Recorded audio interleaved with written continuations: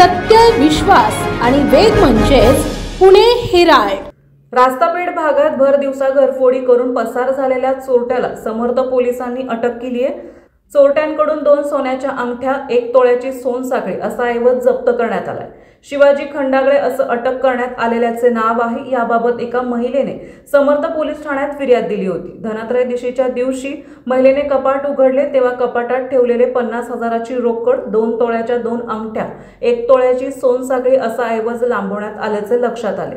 या घटनेनंतर महिलेने समर्थ पोलीस ठाण्यात धाव घेऊन फिर्याद दिली। त्यानंतर समर्थ पोलिसांच्या पथकाने तपास सुरू केला। तपासात मिळालेल्या माहितीनुसार सराईत चोरटा खंडागळेला ताब्यात घेण्यात आले। तो कामासाठी पुण्यात आला होता। त्या काळात त्याने ही चोरी केली होती। चौकशीत खंडागळे सराईत चोरटा असल्याची माहिती मिळाली। त्याने सोलापूर शहरात घरफोडीचा गुन्हा केल्याची माहिती मिळाली। त्याच्या विरुद्ध सोलापूर शहरातील फौजदारी चावडी पोलीस ठाण्यात गुन्हा दाखल करण्यात आला होता।